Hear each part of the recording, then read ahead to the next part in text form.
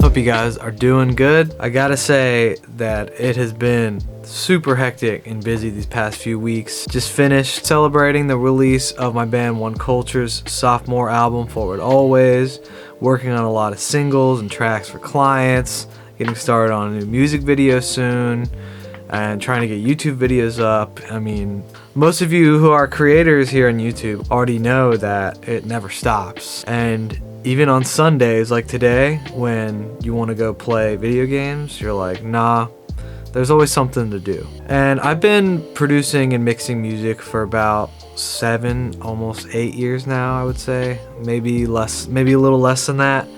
And this video, I just wanted to put out a genuine video on a few things, meaning 10 that I wish I knew before I started producing and mixing and just getting involved with a recording studio. I have my list right here, so you guys are gonna see me looking down, reading it, cause I can't memorize all that. Number 1, I wish I started earlier than I did. I really do. For those who are just getting started or are thinking about getting started, do it, because I don't regret it at all. I'm so happy I chose this path. It's one thing that truly makes me happy. Starting out, you're like, how am I gonna learn all this? How am I gonna find time to learn all this, especially if you have a job or something like that? I believe that if you truly love music and you love creating music and producing it, or if you are looking at it and you're like, man, I want to get started on this, do it. Don't hesitate. I love it. And the people I work with are so awesome. It's not only fulfilling doing it for yourself and producing your own music, but when you're able to craft an awesome production or just record a band and then the final mix comes out and they're all super pumped on it, it's a really good feeling. It's a lot of work, but it's an amazing feeling. So to those that are thinking about starting, start now, start early while you can. Number 2, learn music theory.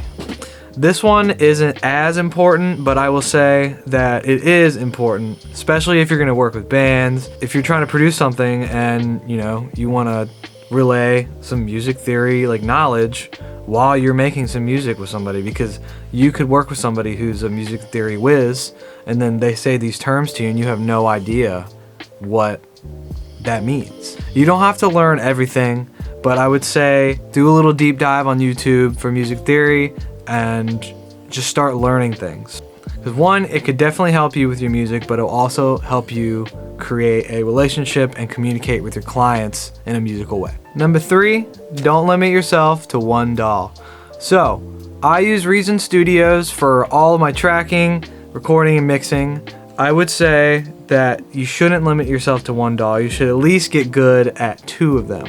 I am familiar with Pro Tools and I'm familiar with Reason. I just got Logic, so I'm getting started on learning how to use Logic. But I would say learn a DAW that's great in production and then learn a DAW that's great in mixing. Like for example, you could use Ableton and then mix in Pro Tools, or Reason and then in Pro Tools. Or Logic, I feel like, is a one-trick pony. I know Logic is good in production and mixing, so if you're trying to find something that's a good middle ground of the best DAW for everything all around, Logic is definitely one of the best. That's just my personal opinion though. People probably will attack me for saying that, but just from what I've seen, it seems that Logic can handle production with MIDI and mixing just as well as Pro Tools can with mixing, but I feel like Pro Tools is a little limited on MIDI capabilities. But again, could be wrong. I just know how to mix in Pro Tools and I don't know how to produce. So don't at me, bro. Number 4, 4 fingers. I went to school for music and I will say I learned a lot along the way and I met some amazing people.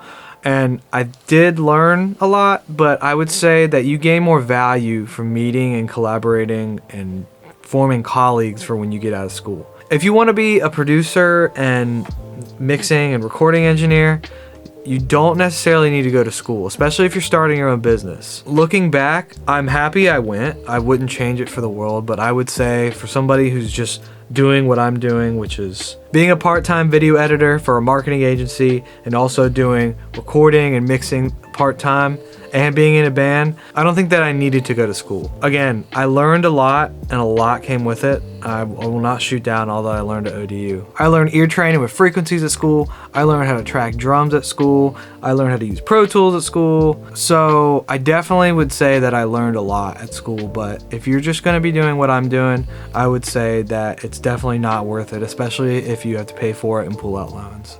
I don't recommend it. Number 5, accepting and learning a wide range of genres.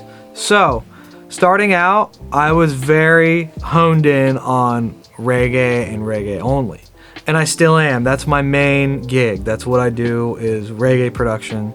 That's what I'm most fluent in. When I first started out, I was a little against doing like hip hop and anything that wasn't reggae. I was against it.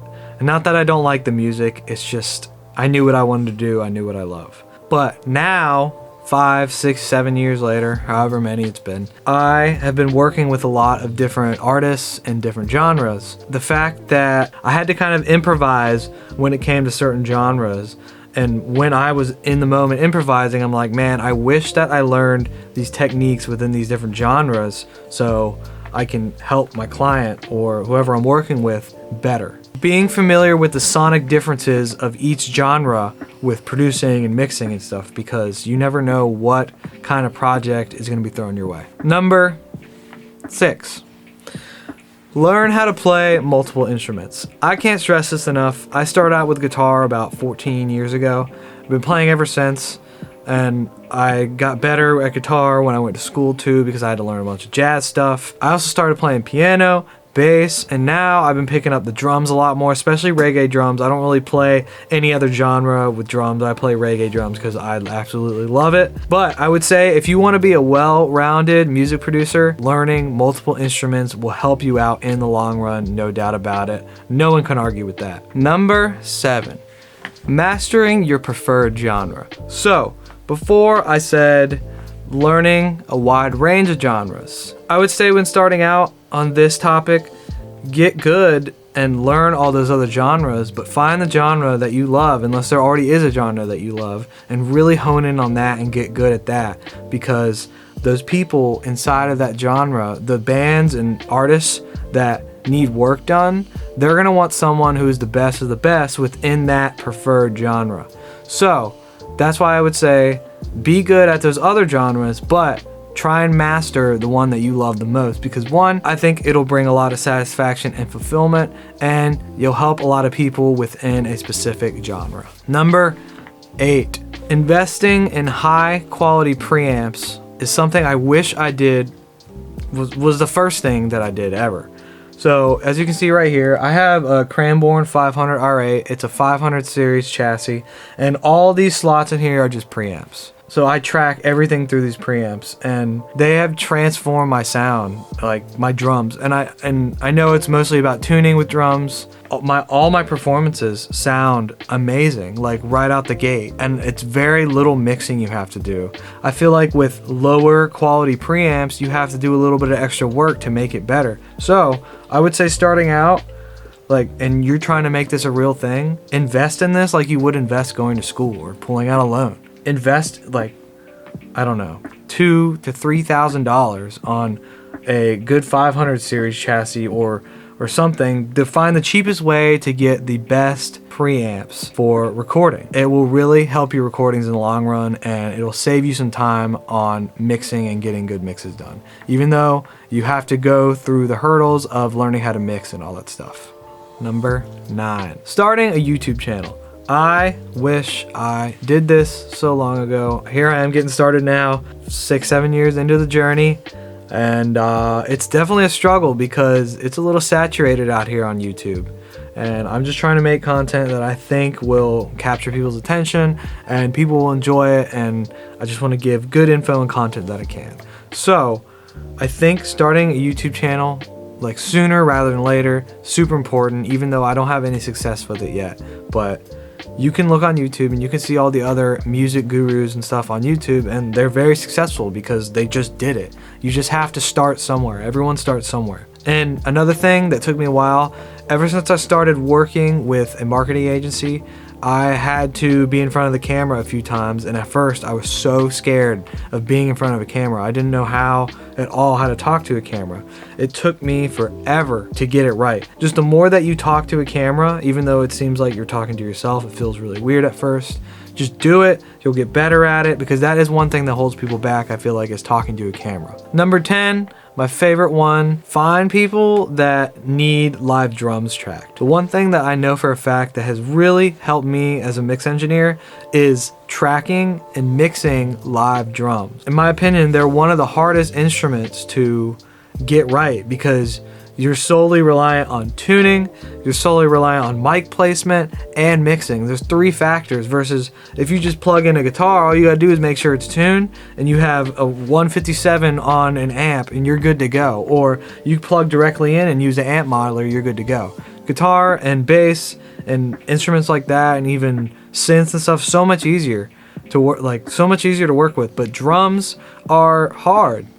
People have a hard time getting drums sounding good. I would say even just find a website where you can download free drum stems and start practicing on getting mixes sounding good with drums. That would be one huge takeaway, because ever since I got all my preamps and I got my drums set up, I have been forcing myself to learn and mix drums. And I will say that after doing that and working with clients that needed live drum mixed, my mixing has came so far, and I'm proud of myself for how much work I put in and how much better my recordings and mixes have gotten solely because I've been mixing live drums. So that's 10 things that I wish I knew before I started producing, mixing, and recording and all that stuff. I hope what you guys got from this video was helpful, and I hope you learned something. I hope you'll have an awesome weekend, and I'll see you on the next video. Peace out.